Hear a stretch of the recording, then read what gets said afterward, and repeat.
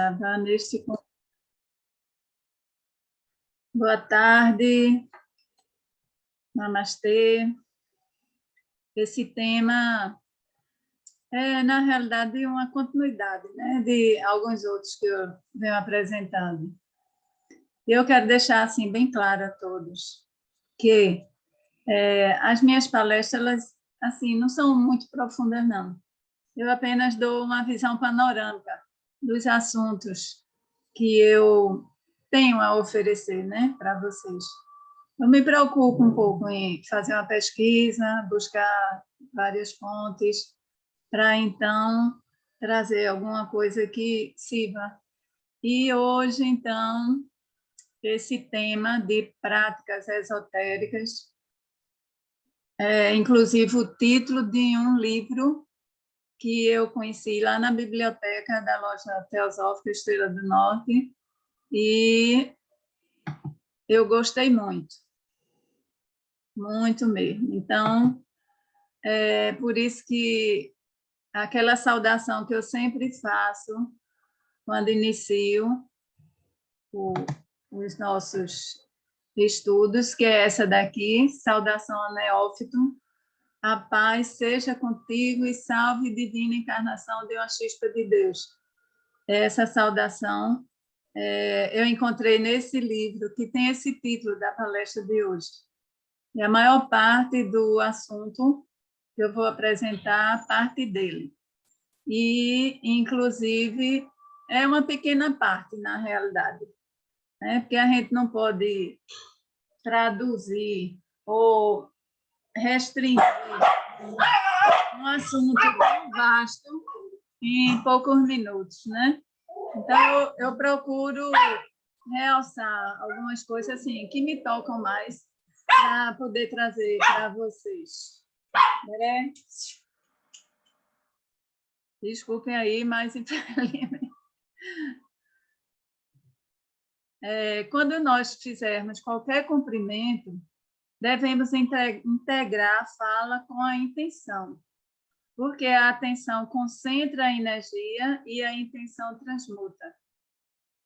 Então, a prática esotérica que eu estou trazendo hoje já começa nessa saudação, que ela está integrando essa energia que a gente emana e com a verdadeira intenção. Então, você concentra a energia que você quer emanar através da palavra, do verbo, e a intenção de transmutar alguma realidade. No momento que você dá um bom dia, dê um bom dia, né? Desejando mesmo, com gosto, né? Que aquele dia transcorra tudo bem, tudo em paz. Então, alguns estágios do caminho espiritual, que o autor desse livro, eu esqueci de dizer, é Loester. Infelizmente, eu não encontrei biografia dele, né? Nem citações. Ele aparece, eu dei um Google, né? Aparece como assim, ó, vendendo os livros dele, que ele tem outros, né? Mas não que fale quem ele foi, onde ele nasceu, né? O que é que ele fazia, a que ordem ele pertenceu. Não está muito claro, não. Então, eu sei que ele era do ciclo da comunhão do pensamento. Não sei se era lá do Rio de Janeiro ou de São Paulo, mas foi a primeira edição desse livro foi em 1923. Então, o Loester, ele fala que existem estágios do caminho espiritual, né? E ele divide em 3, que é o de provação, iluminação e iniciação. Então, eu vou falar um pouquinho de cada um desses estágios. O estágio de provação. Nesse estágio, que eu acredito que é onde a maioria da humanidade está situada, o aluno exercita seu lado emotivo e sua força mental. Então, ele vai desenvolvendo a sua sensibilidade rapidamente. Ele se dá conta que os pensamentos e as emoções são tão reais em seus próprios planos quanto mesas e cadeiras no plano material. Então, é uma descoberta que ele faz. nesse estágio de provação. E essa descoberta é em relação àquilo que nós comumente pensamos, nós comumente sentimos, e ele vê que existe assim um efeito muito forte e que está bem vinculado àquilo que você pensa, àquilo que você faz e às coisas que acontecem na sua vida. Ele procura aprender meios de defesa contra ataques psíquicos, porque ele se dá conta que não são apenas micróbios, né, que causam doenças, não são apenas acidentes ou atos de violência, mas que também esses ataques psíquicos que são gerados pela emissão de palavras maléficas, de mal agouro, né? São verdadeiras flechas que podem atingir a pessoa. Ele começa a estudar, então, essas leis que regem os movimentos das correntes astrais em si e na natureza. Então, ele se interessa a entender como é que esse fenômeno ocorre, né? E ele percebe que isso ocorre tanto com ele mesmo como no seu entorno, com as outras pessoas e no próprio mundo, na natureza. Ele percebe, então, as primeiras manifestações de seu poder e o aplica em seu próprio proveito. E é natural, pelo nível, né, que a pessoa se encontra, ele tem várias necessidades que ele quer primeiro satisfazê-las. Então, ele busca, única e exclusivamente, na maioria das vezes, usar esses poderes que ele já aprendeu a manipular algumas faixas de energia da natureza em seu próprio proveito. Sim, então, uma coisa que esse estágio confere, quando a pessoa começa a estudar e a descobrir certas leis, é que ele confere poder material. Então, a pessoa, nessa busca de satisfazer suas necessidades, vai adquirindo poder material. Então, ele pode ser uma pessoa que tenha muito dinheiro, que tenha muitas coisas, né? Que consiga um bom emprego e coisas dessa monta, né? Mas existe, à medida que ele vai avançando nesse conhecimento, ele quer cada vez aprender mais. E a astrologia ele fornece a chave para compreender as causas de sua própria existência. Porque a astrologia que a gente comumente tem acesso, essa de jornal, de revistinha, essa astrologia, o horóscopo, né? Não é isso, né? Exclusivamente não. É o estudo dos astros, principalmente no momento em que você nasceu. Então, se você tiver condições de pedir a algum astróloga para fazer seu mapa astral, né, do momento que você nasceu, você vai entender, né, algumas coisas que acontecem na sua vida, algumas influências que têm a ver com os astros, né? Então, tem o seu signo da data de nascimento, tem o seu ascendente, que tem a ver com a hora. É interessante também ver qual é o astro do seu dia. Por exemplo, quem nasce no domingo está mais sob a influência do Sol. Quem nasce na segunda está sob a influência da Lua. Cada dia da semana tem um dos planetas sagrados, né, que rege e exerce uma influência assim mais forte na pessoa que nasceu naquele dia. E tem as casas, né? Porque a pessoa nasceu no dia que ela está sob a influência de um astro e em determinada hora sob a influência de um outro, né? Por exemplo, eu mesmo sou do signo de Touro, o meu ascendente é Touro, né? E eu sou do segundo decanato de Touro, eu sou triplamente Touro. Mas tem gente que nasce num signo, né? Nasce, por exemplo, em Touro mesmo, mas tem um ascendente em Áries ou em Gêmeos, né? Então, isso aí é que faz com que a gente compreenda essas mudanças assim que existem. Aí todo mundo de touro é desse jeito. Não. Tem as características padrões, mas existem as particularidades, de acordo com o dia da semana, com a hora, com o local onde você nasceu, porque todas essas conjunturas são analisadas. Então, a astrologia fornece essa chave para ajudar o nosso autoconhecimento. E a magia indica o meio de conhecer e equilibrar certas forças, colocando em suas mãos uma alavanca formidável. Então, a magia que a gente quer falar aqui não é a magia ritualística de pegar animais, essa jamais, de pegar pedras ou ervas mesmo, ou colocar incenso. Não, não é só isso, não. A magia que a gente deve buscar é esse conhecimento da própria natureza, dos princípios que regem o cosmos e dos princípios que regem a natureza humana. Então, uma das coisas assim básicas que ajuda nessa magia divina, é a magia divina que eu falo aqui, é nós estudarmos, porque sem estudo a pessoa pode se perder, sem estudo adequado a pessoa pode se desviar na mão de qualquer um. Pode, em vez de ir para o lado direito, ir para a força esquerda.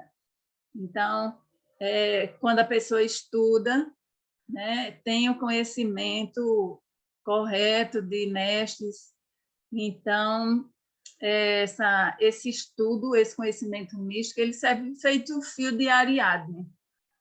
Você entra, pode adentrar em vários ambientes, em vários labirintos, mas depois você vai saber voltar para a sua origem. Você vai, conhece, observa e depois, então, você escapa daquela fera, né, que pode estar ali, pronta ali a atacar. Eu escolhi essa imagem aí, que é a do ermitão, é a 9ª carta do tarô. Então, veja que ele é um senhor idoso, pela aparência a gente vê isso, mas ele está encoberto por esse manto, está apoiado num cajado e tem uma lamparina, né? São três chamas, que na realidade são 3, mas na realidade é uma, ela só emite uma luz, apesar de 3. É feito o fósforozinho, a gente pega 3 fósforos, junta, eles ficam formando só uma chama. Então, o que representa a pessoa idosa? Não é só a pessoa idosa que tem conhecimento, sabedoria. Eu já conheci pessoas bem jovens que são assim de um conhecimento e uma postura diante da vida muito madura, muito equilibrada. É porque quando a gente retrata uma figura com uma imagem de um idoso, a gente considera como fosse alguém muito mais experiente e mais sábio. O cajado é porque ele se apoia, né, nesse campo material. E esse manto é porque ele não quer se exibir. Que o verdadeiro mago, ele não vive fazendo demonstrações. Essa luz que ele carrega é a luz que ele tem dentro de si e está levando aos outros. Então, por onde ele passa, ele ilumina, ele clareia, ele dá percepção mais clara às outras pessoas. Nesse estágio ainda, a pessoa reconhece a existência de 2 forças contrárias e que a maioria e que aumentar as forças pessoais e que aprende a aumentar as forças pessoais. Exalta também as reações a que estamos sujeitos. Ele procura furtar-se a estas reações, conhecendo e desfazendo as suas causas. Então, eu botei esse símbolo aí da Teiji, né, que mostra uma representação da polaridade, né, que é um dos princípios herméticos. Então, essa polaridade ela está presente em tudo aqui na vida. Ela é essencial para que a gente tenha condições de reconhecer as coisas, de ter percepção e de, a partir daquele momento, nós escolhermos o nosso caminho. Porque o nosso caminho não é determinado, não. Nós podemos fazer escolhas. E essa escolha está dada, está permitida, né, para todos nós. Então, ele percebe que essas duas forças contrárias, na realidade, elas são complementares uma à outra. Uma não pode existir sem a outra. Por isso que o semicírculo branco com o ponto negro e o semicírculo escuro com o ponto branco. Então, esse conhecimento dessas leis e desse princípio hermético é muito importante. Então, chega um momento que ele estabelece uma luta com o meio ambiente e, com isso, ele perde muita energia. Porque uma das coisas que nós precisamos para ascendermos é ter energia. Né? Vamos resumindo assim, é ter saúde, é ter vitalidade, é ter energia. A gente não consegue superar certas dificuldades na vida se nós não tivermos força para avançarmos e superarmos obstáculos. Então, em vez da gente estar desperdiçando energia com coisas fúteis, a gente tem que preservar a nossa energia e evitar a luta. Porque quando a gente tem um inimigo, a gente não luta não com ele. Porque quanto mais você luta, mais forte vai ser a reação. Então, a gente tem que procurar neutralizar. No momento que você neutraliza uma força, você centraliza e o principal é você reconhecer que essa força ela deve existir, tem que existir nesse nosso mundo emanente, é um princípio, e ela vai servir para que a gente se estabeleça na neutralidade. E essa neutralidade é que permite que a gente se eleve. Então, esse conflito que ele ainda não aprendeu a administrar vai fazer com que a sua autoridade externa ela decaia. Só um momentinho.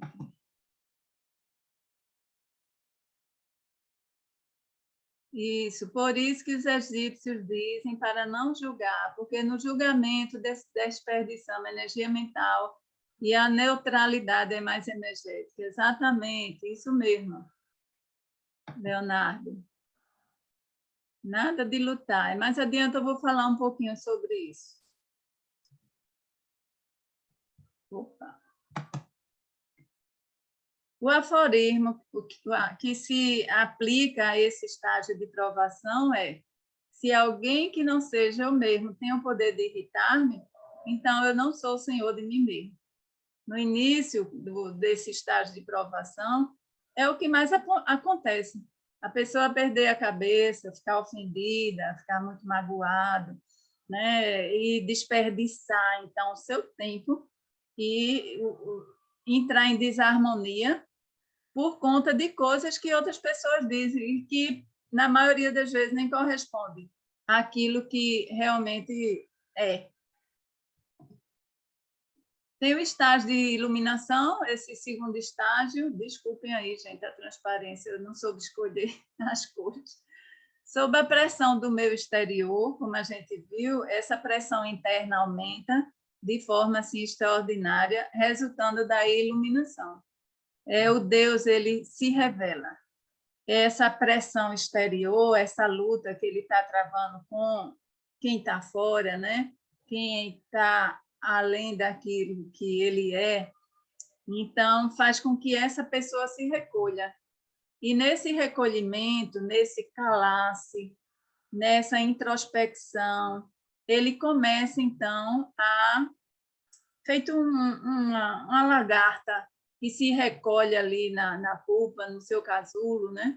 Então, ela começa a digerir, a refletir, a meditar sobre muitas coisas, e então a ficha cai, né? Como se diz, a lampadinha se acende, e ele vem ter o conhecimento, né, desse Deus está espiado aí, porque não é, estou falando do Deus inefável, que a gente não tem condições, mas desse Deus que está dentro de nós mesmos. Então, é um período de aparente calma, a existência perde o seu valor objetivo e o estudante entra em um estado de inércia externa. Como eu disse, exemplifiquei com esse exemplo da lagarta, né? Há esse recolhimento, a pessoa entra como se fosse numa caverna, fica muito recolhido, fica mais observando as coisas e as pessoas, né? Sem julgar, mas assim, não, sem se miscuir também na vida dos outros. E é um recolhimento assim muito importante. É como se fosse um pralaya, né? Mental que a gente estabelece. Aparentemente está inerte, mas internamente existe muito trabalho, existe muita meditação, existe muito autoconhecer-se.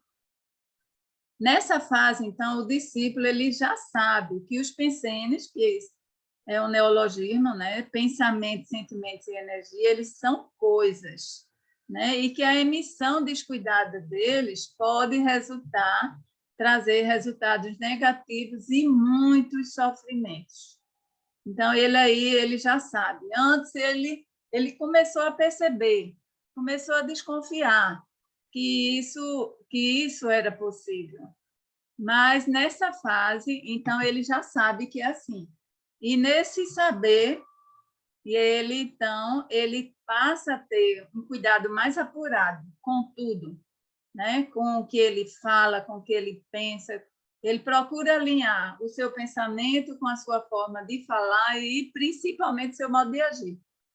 Porque, infelizmente, a gente vê muita gente aí que fala uma coisa, na hora de agir é totalmente diverso, né, daquilo que ele proclama. Nesse estágio, o discípulo renuncia ao egoísmo e às suas ambições pessoais. Lembra, né, que eu falei que na fase de provação, quando ele começa a descobrir e a manipular determinadas energias da natureza, ele usa esses poderes em proveito próprio. Já nessa fase aí, não, ele renuncia ao egoísmo, renuncia às ambições pessoais. E esse momento é descrito no livro Luz no Caminho, que é o desabrochar da flor, é o glorioso momento em que a percepção desperta. Daí vem a confiança, o conhecimento e a certeza. Essa pausa da alma é o momento de assombro. E o seguinte, o de satisfação, que é o silêncio. Tem aqueles 4 verbos: querer, ousar, saber, calar. Então, nesse caminho, ele pode ser, esses 4 verbos, eles podem ser usados em outra ordem. Mas nessa ordem aqui que eu estou dizendo, quando você começa nesse caminho de progresso espiritual, então você deseja saber. Então você quer. Então você ousa. Então começa a estudar, começa a praticar, começa a conhecer, pôr algumas habilidades em prática e vai vendo os resultados e analisando e aprendendo. Mas depois que você sabe, você se cala. Esse silêncio aí é fruto do seguinte, porque, entre outras coisas, porque você vê que não adianta você falar do que você conseguiu, do que você fez e passar instruções para outra pessoa, porque cada um vai ter que descobrir por si mesmo. Cada um vai galgar essas escadas até chegar num plano mais elevado por si próprio. Ninguém vai poder dar os passos por você. Você pode apenas apontar o caminho. É esse o caminho, é por ali. Veja se vai dar certo. Cada pessoa tem o seu próprio caminho. Então, esse estágio de iluminação é o estado de cosmoconsciência, onde a dilatação da percepção revela a unicidade. É o que as pessoas lá na Índia chamam de samadhi. Então, você aqui, no seu corpo físico, tem um momento assim, um estado de cosmoconsciência, cosmocomunhão. Você se sente uno com todos. Mas depois esse momento acaba e você volta, né? Então,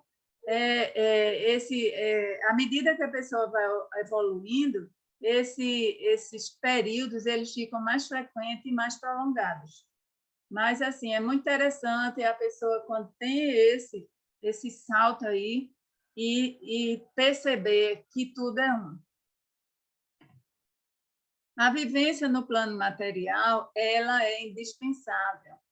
A gente não pode deixar de estar aqui nesse plano, não. O objetivo é esse. E é para provar a fortaleza na unidade com o todo. E, assim, convidar os irmãos a alcançarem também essa iluminação. Né? Aí, fazendo uma lembrança aqui da caverna de Platão, né? Que é aquele que conseguiu se libertar, saiu, viu o mundo lindo, maravilhoso lá fora e volta para chamar seus irmãos, para conhecerem a realidade como é. Esse estágio do progresso espiritual, ele confere poder moral à pessoa. O aforismo para esse estágio de iluminação é: antes que a voz possa estar na presença do mestre, deve ter perdido o poder de ferir. Então, enquanto a gente está nesse mundo, agredindo, caluniando, insinuando, né, coisas, a gente ainda não chegou ainda a esse estágio. Né? Nesse estágio, a gente já deve ter perdido essa linguinha ferina que nós temos. E o estágio da iniciação, é o início, então, da verdadeira vida espiritual. É nela que deve dar provas de sua fidelidade à sua natureza interna para tornar-se um Buda, um mestre ou um Cristo. Então, esses nomes, como vocês devem saber, Buda, Cristo, são títulos, não são nomes, né? Buda, quando a gente fala em Buda, a gente se lembra de Siddhartha Gautama, né? Quando a gente fala em Jesus, Jesus Cristo, a gente chama de Jesus, né? O Nazareno. Mas são títulos. Então, o início da verdadeira vida espiritual, ele deve dar provas dessa natureza, a fim de que a gente se torne um mestre, um Buda ou um Cristo. E que, pobre ou rico, o adepto sabe que é apenas um distribuidor dos bens que lhe foram confiados, para melhor cumprir a sua missão. Então, não importa se a pessoa é rica, se é pobre, ele sabe que tudo aquilo que ele tem, não apenas de ordem material, mas também as coisas de ordem material, tudo que chegar às suas mãos, ele tem como missão distribuir esses bens. Não é ficar sem nada. Ele tem que viver, né? Ele tem que satisfazer suas necessidades. É não ostentar, é não esbanjar, é usar as coisas com parcimônia, com austeridade, aplicando também o princípio da temperança, né? A virtude da temperança. Em tudo fazer essa distribuição. É uma maneira de você ser fraterno, né? Com todos. E o meio de defesa contra os ataques que lhes são atirados pelos seus irmãos que ainda se acham em planos inferiores é o perdão e o esclarecimento de suas inteligências. Então, se ele for ofendido, se ele for agredido, se ele for caluniado, ele vai perdoar, mas, ao mesmo tempo, ele não vai se calar. Ele vai tentar esclarecer essas pessoas, né? E, inclusive, as outras que não estão envolvidas. Porque quando a pessoa perdoa, ela não carrega esse fardo, né, da mágoa, do ressentimento. Primeiro, porque essas ofensas, na grande maioria das vezes, não tem nada a ver com aquilo que a pessoa, na realidade, seja. A sua única arma é a prece. Então, a prece, ela funciona como um bálsamo, né? E eu apenas vou citar, né, essa arma aí, maravilhosa, mas, assim, vai ser o assunto da minha próxima palestra. Para o adepto, o mal não existe, por isso ele só faz benefícios. Ele não luta, não defende o bom do mal, ele eleva os bons acima do alcance dos maus e levanta os maus acima de suas malícias. Então, parece até contraditório. Ele não está dizendo aqui que ele não defende o bom do mal, ele não está afirmando que existe o bom, que existe o mal. Como é que ali diz que, para ele, o mal não existe? Não existe enquanto opção. Para ele, ele não consegue fazer o mal. Nada que ele venha fazer vai ter essa mancha de malícia, de maldade. Então, onde ele vai, ele só pratica o bem.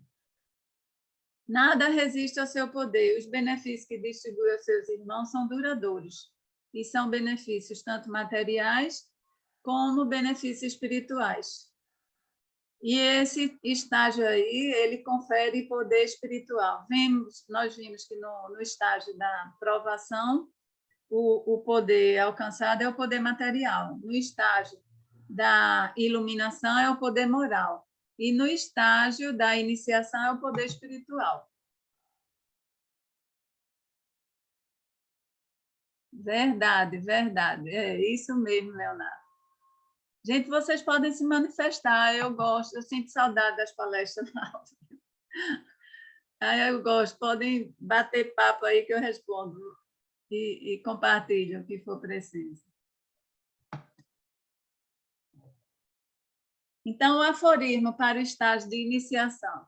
Nós vimos o aforismo do estado de provação, foi aquele, né, de perder a capacidade de se ofender, né? O da iluminação foi o de não ferir. E esse, o aforismo para o estágio de iniciação, é o código de Deus, né, que Loeste nos traz. Então, achei muito bonito e eu vou trazer para vocês.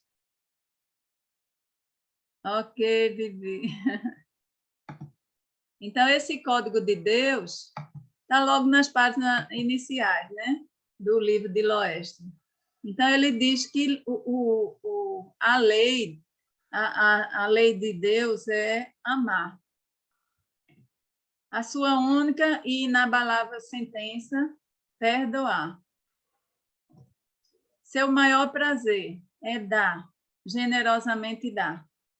E quando eu vi esse código de Deus, eu me lembrei de João, lá em 1,16, onde ele diz: todos nós recebemos de sua plenitude graça sobre graça. Né? Então, a cada momento, a cada instante, nós estamos recebendo bênçãos e mais bênçãos. Estamos tão acostumados, né, a isso que a gente não se dá conta da beleza da vida, da luz, do sol, das estrelas. E eu me lembrei agora daquele senhor bem idoso, italiano, que no início do ano passado, no primeiro semestre do ano passado, ele conseguiu se recuperar, né, da Covid, e na hora que foi pagar a conta, tinha lá 500, eu não sei qual é a moeda lá da Itália, mas $500, vamos dizer assim, $500 de oxigênio. E ele ficou assim, chorando, né? E o médico disse: o que é que está havendo? Ele disse: tem $500 aqui de oxigênio, estão me cobrando $500 de oxigênio. Aí eles disseram assim: se o senhor quiser, a gente parcela. Ele disse: não, não é isso não, eu estou chorando, porque desde que eu nasci eu respiro oxigênio, que o meu pai me deu, meu Deus me deu, e nunca agradeci, nunca precisei pagar. Então, a gente tem que ter essa percepção do belo. Às vezes a gente é a tal da lei da polaridade. Às vezes, para a gente reconhecer alguma coisa, a gente tem que viver o lado negativo para saber que a gente já recebia isso, né? Como bênção, como graça, né?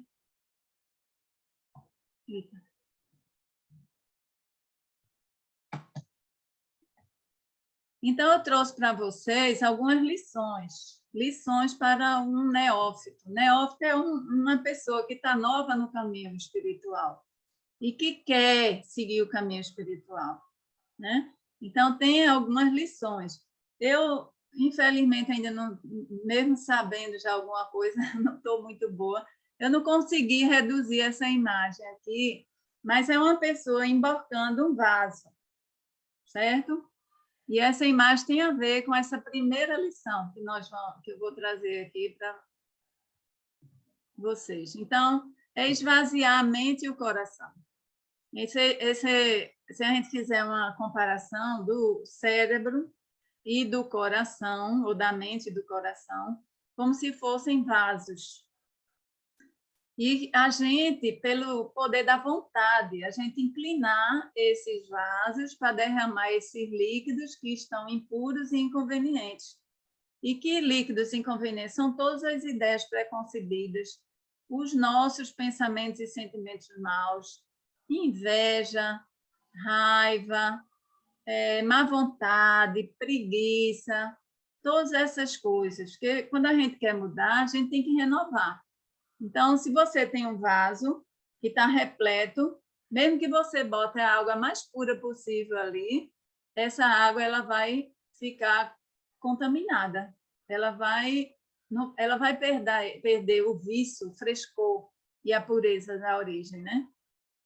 Então, você tem que inclinar esses vasos, você tem que esvaziar a mente, tem que esvaziar o seu coração, derramar isso para, então, depois substituir. Após esvaziar esses vasos, é mister lavá-los muito bem.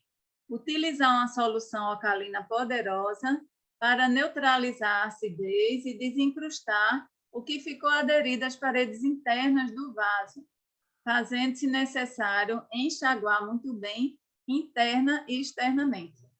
Mesmo que a gente derrame, por exemplo, uma jarra de vinagre, para depois colocar uma garrafa de suco de uva ou um vinho bem refinado, vai ficar ainda resíduos do vinagre ali. Então, vai estragar aquela bebida, né? Mesmo que tenha sido colocada ali pura. Então, é importante, depois de esvaziar, a gente fazer uma limpeza, lavar bem e desencrustar as camadas internas ali desse jarro, né? E de que forma a gente faz isso esotericamente, né? Então, a prece é um banho purificador para a alma. Sempre que o indivíduo se põe a orar, a sua alma se lava e diminui um tanto o seu grau de impureza.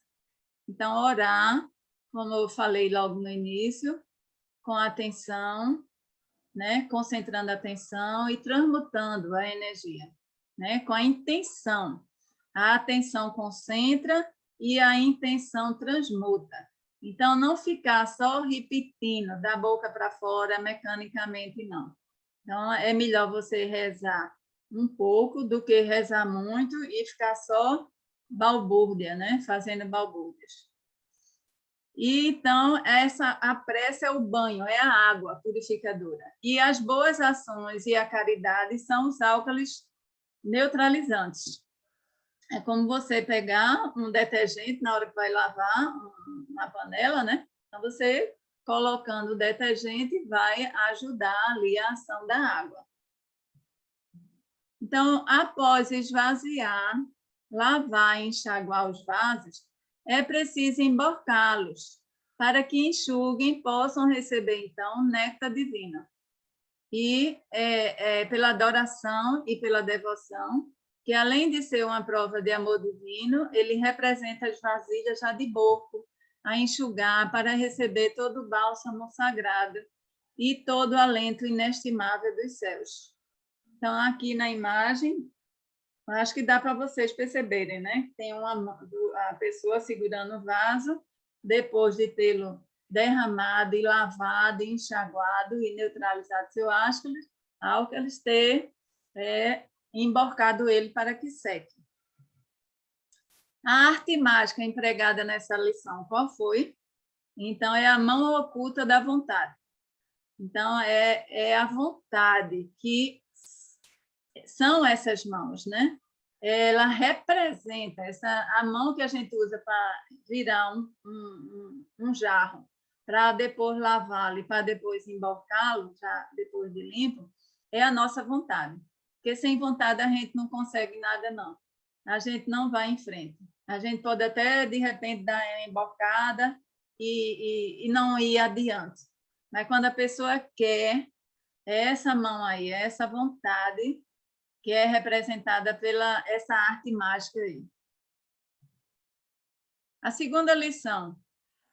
Belas e salutares palavras pronunciadas com energia, com decisão, com convicção, representam o vibrar e o irradiar da luz divina, da luz interna, invadindo célere as trevas que obumbravam a alma e afoguentando-as, fazendo-as rápido desaparecerem.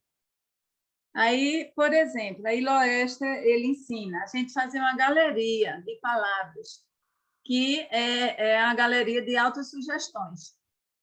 Então, você pode colocar diversas palavras, como essas que eu coloquei aí: alegria, honestidade, paciência, domínio próprio, e por aí vai. Mas aí você tem que escolher o que é que eu quero trabalhar dentro de mim. Então, você escolha quais são os seus pontos fracos, vamos dizer, e pense no oposto daquilo que você tem dentro de si, que é essa galeria de palavras, né? Elas não devem ser apenas contempladas, elas devem ser também ditas, né? Então, você chegar, deixar no lugar fácil, ele chama o quarto, ele diz que o quarto deve ser um santuário, mas se não for o quarto todo, que seja um lugar dentro do quarto onde você coloque isso. Mas hoje em dia eu acredito que o mundo, né, o mundo todo, todas as idades, a gente vive mais olhando para a tela, um notebook. Se você deixar ali na sua entrada do seu computador, né, a tela dele ou do seu celular, aquela, vamos dizer, uma virtude que você queira trabalhar. Por exemplo, é essa que já está citada aí, paciência. Então, desenvolver a paciência. Então, você contemplar essa palavra e você repetir essa palavra e você dizer: eu tenho paciência, eu sou paciente. Aí, de que forma isso aí vai agir? Vai agir da seguinte forma: você deve se ver já com essas qualidades que deseja possuir. E a força de estar atentamente olhando essas sugestões, procurando também realizá-las, né? Elas ficam gravadas na sua mente e serão incorporadas por reflexo, tanto no teu astral como na sua aura. No seu astral, quer dizer, na nossa parte emotiva, e na aura, no nosso campo, no nosso ovo áurico, né? Na nossa mente como um todo. A arte mágica empregada aqui é a fotografia interna.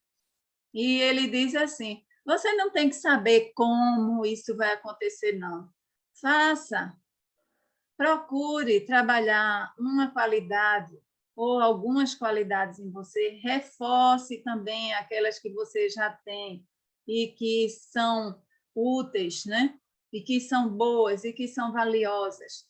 Ele também compara assim: é como, não é coisas que você vão acrescentar, né? São coisas que nós já temos dentro da gente, mas que estavam encobertos pela poluição trazida pelos nossos pensamentos maus, pelos nossos sentimentos negativos. Então, é uma maneira de você tirar a poeira para descobrir, então, aquela imagem real, mais próxima, né, do verdadeiro eu. A terceira lição: deves, desde o começo, cultivar uma fé inabalável, pois que é indispensável. A fé, quando desabrocha na alma, ilumina-a como um geyser de luz. Pela fé, o homem não cai em desacordo com o que pensa e com o que professa. Então, há um verdadeiro alinhamento. Quando a pessoa tem fé em alguma coisa, acredita piamente, mesmo que as circunstâncias estejam como que contrárias, ele persiste, ele não perde o entusiasmo, ele vai adiante, ele não perde a fé, né? E aquilo que ele pensa e aquilo que ele fala e da maneira como ele age, eles estão totalmente alinhados. Então, não tem como a coisa sair dos eixos, não, dar errado. Lembrem-se de Jó, né? A quarta lição. O homem puro, santo, místico, ocultista, ele não precisa de armas para se defender do que quer que seja, pois sabe que o medo é fruto o medo é fruto da ignorância. O discípulo chega a um estágio em que já não lhe é mais permitido defender-se pelos meios comuns dos ataques que lhe são atirados pelos seus irmãos, que ainda se acham em níveis mais inferiores. Aí aqui diz, quem tudo ama, a tudo respeita e a nada teme. Então, ele não tem medo. Por quê? Porque ele fia-se em Deus. E ele sabe que Deus está presente em si e está presente em todos. Então, quando a gente tem medo, ele afirma, né? E eu concordo. O medo é fruto de nós sabermos lá, uma coisinha diz para a gente que a gente deve algo a Deus, ao mundo ou ao nosso próximo, né? E que vai chegar um momento que aquele resgate vai ser feito. E a gente tem medo, porque a gente sabe o que a gente fez, sabe, entre aspas, né? A nossa memória já fica embotada por isso, mas esse medo que fica lá dentro, ele é fruto disso, de nós não nos lembrarmos do que a gente fez e de nós sabermos que ainda temos muitas coisas, né, a resgatar. Eu achei bonita essa frase aqui, quem tudo ama, tudo respeita e a nada teme. A quinta lição, sempre que voltar aos seus aposentos, antes de qualquer coisa, você tendo chegado de fora de algum serviço, relaxe, tome um banho, use roupas confortáveis e limpas, respire fundo, deite-se, feche os olhos, acalme as emoções, aquiete a mente, entregue-se por um ligeiro, porém completo repouso. Fica por uns instantes em silêncio e imóvel. Em seguida, põe-te em ação. Porque uma das coisas que Helena diz lá na chave da teosofia, eu vou, na próxima palestra, eu vou falar para vocês com mais profundidade, que ela diz assim, que a prece tem que ser substituída pela ação, né? Então, a ação é o que importa aos teósofos. Em vez de estarem só, como eu disse, falando, repetindo coisas assim, sem atenção e intenção, é melhor, então, você se preocupar em agir corretamente, em agir em benefício dos seus irmãos, né? De maneira fraternal. Então, sempre fazer isso aí, quando a gente chegar de fora, tomar um banho, né? Relaxar, fazer exercícios respiratórios. Quem conhece técnicas de yoga, né? Os pranayama, fazer. Se não, simplesmente inale, exale, inale, retenha um pouco, exale. E você pode dar alguns comandos, né? Inalo, amor. Retenho, alegria. Exalo, harmonia, né? Sempre fazer, dar uns comandos, né? Nesse sentido. E é importantíssimo acalmar as emoções e aquietar a mente, porque quando a gente está num estágio de quietude emocional e quietude mental, nós somos mais receptivos, né? As mensagens ou as induções que vêm do plano superior. Porque num lago ou numa água muito tumultuada, você pode jogar uma pedra ali de 1 quilo que ninguém vai perceber. Enquanto que, quando está a água bem serena, uma pedrinha, por menor que seja, você vai perceber ali, né, os efeitos dela, as ondas. Deixa eu ver aqui. Sempre fiz isso, de chegar da rua e pausar, antes de retomar às atividades. Muito bem, Vivi. É assim mesmo. Mas aí eu quero passar para vocês uma maneirinha que eu aprendi, eu fazia muito. E ainda faço, mas eu fazia muito mais na época que eu trabalhava, né? Eu já sou aposentada. Se sentires dificuldade em recuperar energia para seguir adiante, apela ao Pai e diz-lhe em instantânea prece: dá-me novas forças, meu Pai, e eu te rendo graças pelas novas energias que já estou recebendo. Experimentem fazer isso. Quando vocês estiverem no trabalho ou tiver que continuar a fazer alguma coisa e pensar que está assim, sem condições, faça essa precezinha tão pequenininha, tão instantânea e o melhor de tudo, você pede e imediatamente você já começa a receber. É isso mesmo. Recorrer ao Pai que está em nós. Então, é isso aqui, gente, é infalível, viu? Dá-me novas forças, meu Pai, e eu te rendo graças pelas novas energias que já estou recebendo. A sexta lição. Para atrair bênçãos, trabalhe para melhorar a si mesmo. É a primeira coisa que a gente tem que fazer. Como é que eu vou querer melhorar o outro? É como você diz assim, eu já vi numa palestra, né? Você querer melhorar o outro sem melhorar a si, você se olhar no espelho e ver seu rosto sujo e tentar limpar a sua imagem, e não o seu rosto que está ali manchado.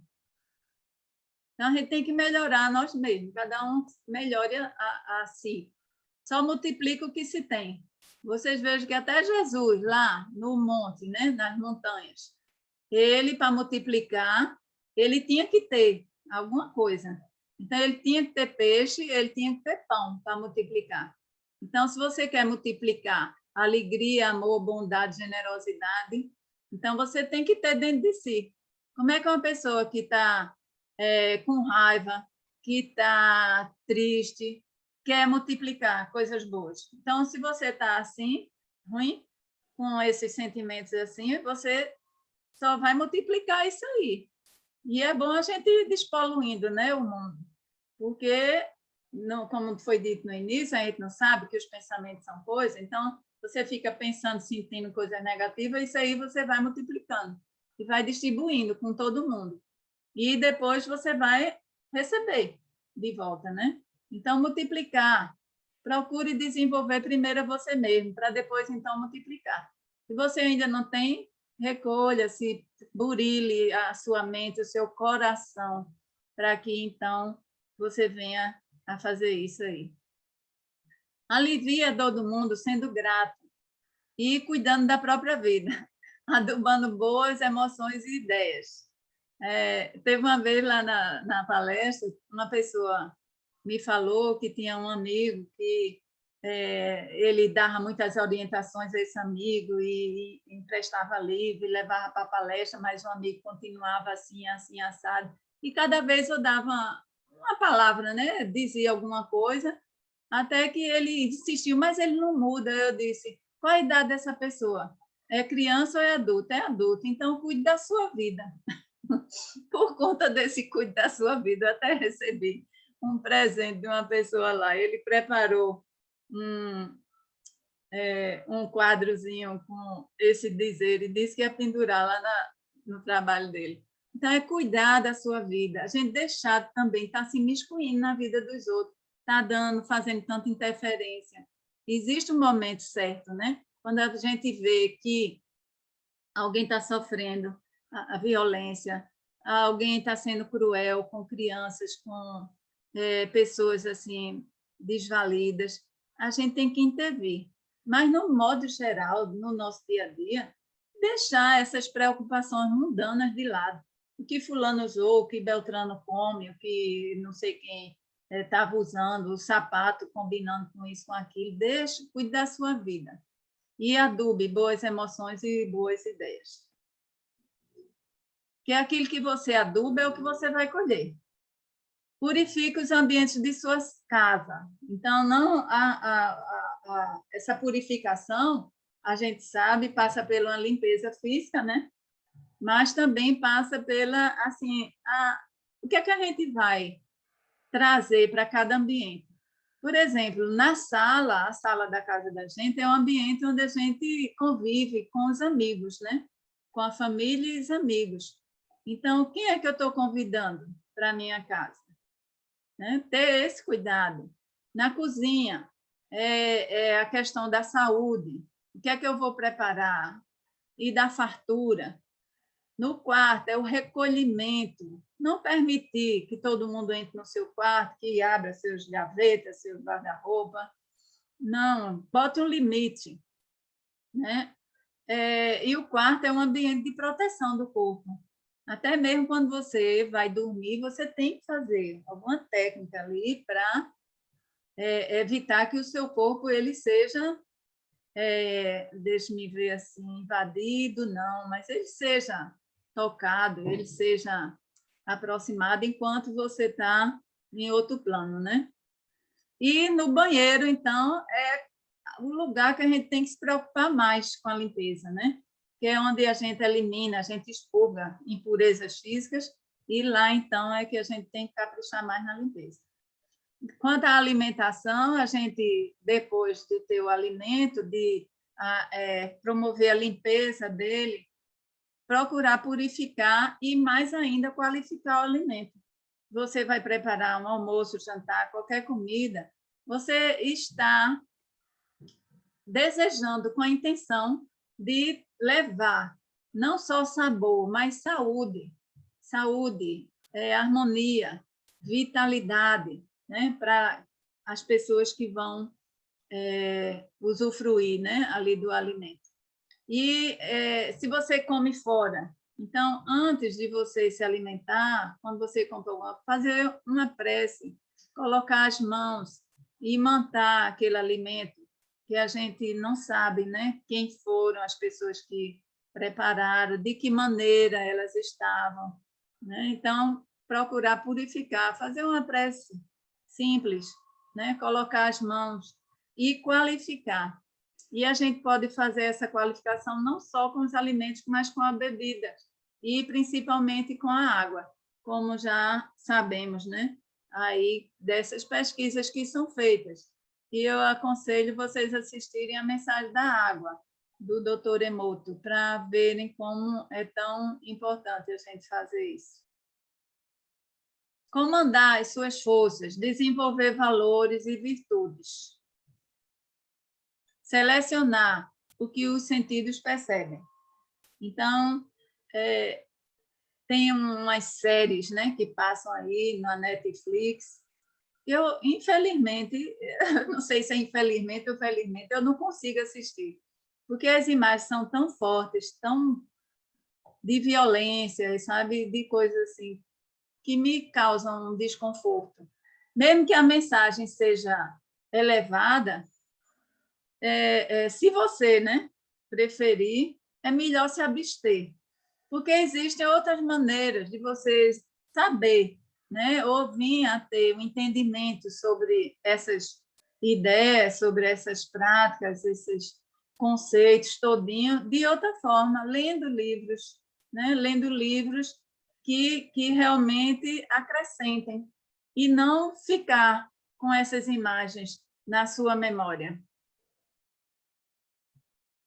Então, restringir a ação do ego é não julgar, desapegar, seguir regras disciplinares, porque a nossa reforma interior, ela é a verdadeira que vai promover a verdadeira revolução exterior. Geralmente há uma inversão disso aí, né? As pessoas querem mudar, todo mundo quer fazer revolução e mudar a política, mudar tantas coisas, ideias revolucionárias, mas se a gente começar a mudar de dentro, o mundo muda. A gente não precisa mudar de mundo, não, para as coisas melhorar. A gente precisa mudar a nossa vibração em relação a esse mundo. Eita, como ficou esse? Adepto vem da palavra adeptus, que significa aquele que obteve, ou aquele que conseguiu. Em ocultismo, é aquele que, mediante desenvolvimento espiritual, conseguiu o grau de iniciação. Isto é, ele alcançou atingir forças e poderes transcendentes e chegou a ser mestre na ciência da filosofia esotérica. Então, ele vigia e dirige o progresso da humanidade. Então, o adepto, ele funciona assim, como um farol, como uma luz, entendeu? E é eles que estão guiando o progresso da humanidade. Esses adeptos da luz e tem os adeptos das trevas, né? Então, e é assim no mundo, a gente não deve ficar chocado, não. O que a gente tem que fazer é dizer de que lado da força eu quero estar. Só isso. Escolha o lado da força que você quer estar, porque é a maneira da luz realçar, é você conhecer o outro lado, a sombra. E aqui, para encerrar, deixa eu ver aqui o bate-papo. O adepto seria um iniciado mais desenvolvido. Exatamente, o adepto é o fruto da iniciação. Quando ele realmente já atingiu todos os graus da iniciação, então ele se torna um adepto, é um Mahatma, é um Jesus, é um Buda, é um Mestre Moria, um Kutumi e tantos outros. E aqui, para encerrar, a gente procurar usar as dificuldades da vida como combustível. Tudo serve como um processo de transformação e transmutação. E siga sempre em frente para o alto. Comece fazendo uma limonada de um limão, depois transmute chumbo em ouro. Então, no nosso dia a dia, na nossa vida, na nossa rotina, sempre acontecem coisas que a gente tem que procurar ver, analisar e ver o que foi que eu aprendi com isso. Né? Mesmo que seja uma coisa ruim, uma coisa negativa, que fez você chorar, fazer o que é que pode fazer daquilo ali e transformar aquilo numa situação que melhore e que você não caia mais. Bom, gente, era isso aí. Quero agradecer a paciência. Vocês já têm paciência. Vocês já estão no grau aí da paciência. Muito bom. Obrigada a todos.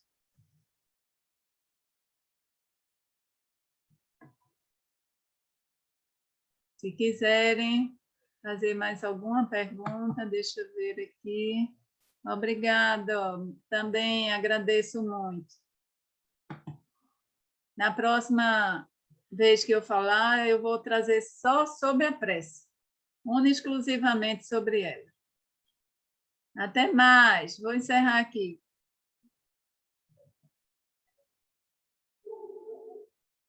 Tem outro bate-papo aqui.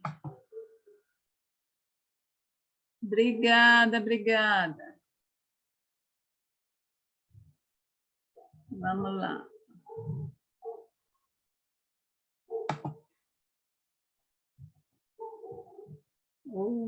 Conseguindo agora.